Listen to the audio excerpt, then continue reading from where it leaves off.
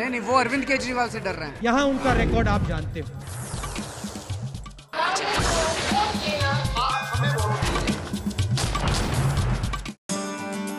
नई दिल्ली की ग्रेटर कैलाश विधानसभा सीट से पिछली बार जीतकर परिवहन मंत्री बने सौरभ भारद्वाज को इस बार भी आम आदमी पार्टी के जीतने की उम्मीद है। सौरभ का दावा है कि उन्होंने पिछले 1 साल में अपने फंड से क्षेत्र का भरपूर विकास कराया। हालांकि कांग्रेस और बीजेपी के नेता उनके दावे खारिज कर रहे हैं। पिछली बार चुनाव में आम आदमी पार्टी के सौरभ भारद्वाज को 43,097, बीजेपी के प्रत्याशी अजय कुमार मल्होत्रा को 30,005 और कांग्रेस के प्रत्याशी वीरेंद्र कसाना को महज 19,714 वोट मिले थे। ग्रेटर कैलाश विधानसभा क्षेत्र में Alaknanda, GK1, GK2, Panchsheel enclave जैसी पॉश कॉलोनीज और जमरुदपुर, सावित्री विहार, शाहपुर जाट जैसे शहरीकृत गांव तथा बिंदुसार कैंप जैसी कुछ झुग्गी बस्तियां आती हैं। ग्रेटर कैलाश विधानसभा क्षेत्र के ग्रेटर कैलाश और CR पार्क इलाके में उच्च आय वर्ग के लोग रहते हैं, जबकि चिराग दिल्ली में कम और मध्यम आय वर्ग के लोग रहते हैं। GK में ट्रैफिक जाम, सुरक्षा और पार्किंग अहम समस्या है। बीजेपी का कहना है कि पिछला चुनाव अपवाद था, लेकिन इस बार आम आदमी पार्टी का 49 दिन का तमाशा लोग फिर से नहीं देखने वाले हैं। वहीं कांग्रेस का कहना है कि न आम आदमी पार्टी और न बीजेपी कांग्रेस को मिलेगी विधानसभा चुनाव में जीत। दिल्ली से अब तक 6 नुक्कड़ बहस। कौन बनेगा मुख्यमंत्री की नुक्कड़ बहस में आपका स्वागत है। मैं हूं सरोज सिंह। आज हम बात करेंगे दिल्ली विधानसभा की GK यानी कि ग्रेटर कैलाश विधानसभा सीट की। हमारे साथ तमाम पार्टियों के मेहमान मौजूद हैं। सबसे पहले उनका परिचय कराना चाहूंगी। यहाँ से जो MLA हैं सौरभ भारद्वाज वो मौजूद हैं आप पार्टी की तरफ से, कांग्रेस की तरफ से हैं देशराज चौधरी जी और बीजेपी की तरफ से हैं अजय मल्होत्रा जी। पिछली बार भी इन्होंने यहाँ से चुनाव लड़ा था। बात सबसे पहले आपसे करूंगी, सौरभ पर बाद में आऊंगी, क्योंकि मोदी लहर की बात बताई जा रही है, इसलिए आप बिना चेहरे के उतर रहे हैं। आपके पिताजी बहुत बड़ा चेहरा थे इस इलाके के, फिर भी 2013 में शिकस्त मिली आपको। क्या आप गारंटी लेते हैं इस बार अगर आपको टिकट मिलता है तो उस शिकस्त को वापस जीत में बदल सकेंगे? जी देखिए, 2013 का जिस इलेक्शन का आपने जिक्र किया वो एक अपवाद था। इस एरिया में पिछले 5 साल में जो मेरे पिताजी ने कार्य कराए थे वो सब जग जाहिर हैं। हमारी जो चौपालें बनी 50 साल में कभी नहीं बनी थी। हमारे जो सीवर के काम होते 60 साल में वो कभी नहीं हुए थे, और नए सीवर हमने लगाए थे उसमें करने के लिए। लेकिन एक इमोशनल वोटिंग हुई 2013 में, मेरे ख्याल से अब जनता पहचान चुकी है, और मेरे ख्याल से इस बार इमोशनल नहीं बल्कि दिमाग से वोटिंग होगी, मैं ऐसा मानता हूँ। 49 दिन के उनके कामकाज में से कुछ फेलियर्स मानते हैं जो आपके लिए इस बार बहुत अच्छा साबित होगा, एक टर्न अराउंड हो सकता है और आपकी जीत में। मेरा ये मानना है कि 49 दिन की कोई सरकार नहीं होती। ये जो बड़े बड़े बोर्ड लगा के ये वायदे किए जा रहे हैं कि 49 दिन की सरकार, व्हाट इज़ 49 दिन की सरकार, मुझे ये आज तक नहीं समझ आया। जनता वोटिंग करती है 5 साल के लिए, और वो चाहती है कि जो उनका नुमाइंदा हो वो 5 साल के लिए कार्य करे वहाँ पे करने के लिए। लेकिन 49 दिन में ये दिखा के कि जी हमें काम नहीं करने दिया गया और हम चले गए, उनके पास तो स्वर्णिम अवसर था 5 साल के करने के लिए।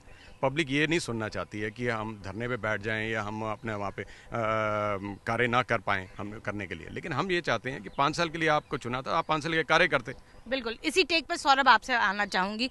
49 दिन की कोई सरकार नहीं होती, ये कहना है अजय मल्होत्रा जी का। 49 दिन के बाद आप चले गए थे। बहुत सारे आपके पार्टी वाले खुद बोलते हैं कि गलत था वो डिसीजन। क्या आप भी उनमें से शामिल हैं? मैम, हम हाथ जोड़ के लोगों से माफ़ी मांगते हैं कि हमने 49 दिन के अंदर आपकी सरकार छोड़ दी, मगर इस चीज़ का वादा करते हैं कि जैसे हमने 49 दिनों में भ्रष्टाचार को ख़त्म करके दिखाया, ट्रांसपोर्ट डिपार्टमेंट से दलालों को गायब करके दिखाया, MCD के अफसरों ने पैसे मांगने बंद कर दिए थे, इनके काउंसलरों के फ़ोन आने बंद हो गए थे जिसका मकान बनता हो, ये सब हमने 49 दिन में करके दिखाया और लोगों ने देखा। वो ट्रेलर था, एक बार 5 साल की पूरी फिल्म हम दिल्ली को दिखाना चाहते हैं। आप ट्रांसपोर्ट का जिक्र कर रहे हैं, आप ट्रांसपोर्ट डिपार्टमेंट का जिक्र कर रहे हैं। मैं आपसे ये जानना चाहती हूँ, वही ट्रांसपोर्ट डिपार्टमेंट था जो कि ई-रिक्शा के लिए भी रिस्पॉन्सिबल था। आज जिस अधर में आपने 49 दिन में आपने उस ई-रिक्शा के लिए क्या किया? एक सवाल। दूसरा, ऑटो वाले आपको कह रहे थे कि ऑटो वालों ने आपके लिए बहुत काम किया पिछले 2013 के चुनावों में, लेकिन बीच में एक फ्रैक्शन उससे डिवाइड हो गया। क्या ये 49 दिन की विफलता नहीं है? आपने बुराड़ी में एक बहुत बड़ा सम्मेलन किया जब सब लोगों ने कहा शेल्टर्स लगाने का वादा किया, आपने नहीं किया। इन सवालों का हिसाब ई-रिक्शा पे भी हमारा बड़ा सही टेक था कि हम इतने कॉम्प्लेक्स प्रोसेसेस नहीं चाहते हैं ई-रिक्शा के लिए, ये फाइल नोटिंग भी है। ऑटो रिक्शा वालों के लिए हमने CNG के रेट 35 रुपये करवाए, 50 रुपये से 35 रुपये कराए। ये कह रहे हैं आप और बीजेपी दोनों अपने अपने जीत का इस बार आश्वस्त हैं, लेकिन आप 8 में ही पहुंच गए थे। क्या आपको लगता है इस सीट पर आपका कब्जा हो सकेगा? बिल्कुल बिल्कुल कब्जा होगा इस पर, क्योंकि पहले भी यहाँ से 10 साल डॉक्टर योगेंद्र शास्त्री यहाँ से एमएलए रहे। जितना काम उनके टाइम में यहाँ हुआ, उसके बाद हमारे रिस्पेक्टेबल हैं विजय कुमार मल्होत्रा जी, वो यहाँ से जब विधायक हुए उसके बाद हमारे यहाँ सांसद थे अजय माकन जी। एक एमएलए से ज़्यादा सांसद इस क्षेत्र में और पर्टिकुलरली ग्रेटर कैलाश में, मेरे ख्याल से मल्होत्रा जी को तो उस समय लोग ढूंढते थे कि भाई कहाँ हैं, मिलेंगे नहीं मिलेंगे। और अब सौरभ के लिए क्या कहेंगे? अच्छा, अब सौरभ के लिए भी सेम यही, आम पार्टी के लिए भी यही है। ये बताइए कौन सा काम नहीं हो रहा? सिवर के काम नहीं हो रहा है, पानी के बिल बहुत जाती बढ़े हुए हैं, अभी भी बढ़े हुए हैं। ये पार्क के ऊपर बात हो रही थी। ये पार्क ये वाला अन्नू कपूर ने मेंटेन कर रखा है। दूसरे वाला पार्क जो है उसके लिए एमसीडी से पार्क के पैसे आते हैं जो सोसाइटी को मिलते हैं। आपको कोई शिकायत अपने विधायक? शिकायत हमारे को कोई भी कभी भी इन्होंने अगर फोन हमने किया, ये कोई रिस्पांस नहीं मिला। बिल्कुल। क्या क्या किया उन्होंने, बता दीजिए। सबसे पहले इन्होंने ये जो जितनी भी ये कॉलोनियाँ हैं इनमें सीसीटीवी कैमरे की इन्होंने अपने फंड से कराया। अच्छा। जो बहुत ही जल्द लगने वाला है। ठीक है, सीवर लाइन पाइपलाइन का काम करने जा रहे हैं। हम पार्क में ये बेंचेस लगाने जा रहे हैं, एमसीडीए में रोक रही है। दोनों ही मुद्दे पर सौरभ कटघरे में, सौरभ साथ में हो आप हमारे।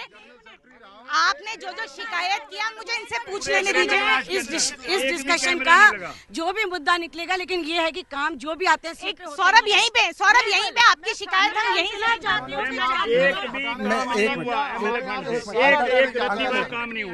ऐसा है जी, जितने लोग भी आपको सिटीजन वर्ग के आपसे बात कर रहे हैं, ये बीजेपी के हार्डकोर वर्कर हैं, बीजेपी के टेबलों पर बैठते हैं, बीजेपी के लिए वोट मांगते हैं। ठीक है, हमने 46 कॉलोनियों के अंदर सीसीटीवी कैमरा लगवाए, करोड़ों रुपए हमने एमसीडी को दिलवाए, पानी का काम, सीवर का काम इनके काउंसलर साहब यहीं खड़े हैं। जहां हम काम करते हैं बीजेपी के काउंसलर वहां पहुंच जाते हैं, काम नहीं होने देते, इनको लोग गाली देके भगाते हैं। इतनी बदतमीजी कर रखी है इन्होंने, बदमाशी फैला रखी है, पैसे लूट रहे हैं। आपसे ठीक है, आपसे ये जानना चाहती हूँ, इस बार अगर आप वोट के लिए दोबारा जाएंगे तो किस बदले पे जाएंगे? मैं इस चीज को दावा करता हूँ मैडम कि ये आरडब्ल्यूए के मेंबर्स नहीं है। आप इन लोगों के आप किस चीज पर वोट मांगने जाएंगे? कि हमने महिलाओं की सुरक्षा के लिए 46 कॉलोनियों के अंदर सीसीटीवी कैमरास लगवाए हैं, हमने करोड़ों रुपए एमसीडी को पास करा के दिए हैं, जिसको एमसीडी सड़क नहीं बना रही है। एमसीडी के काउंसलर्स ने हमें पानी की लाइन नहीं डालने दी, लोग प्यासे मर रहे हैं। 49 दिन के उस पर वोट मारेंगे। सरोज जी, आप यहाँ देख ही रहे हैं माहौल।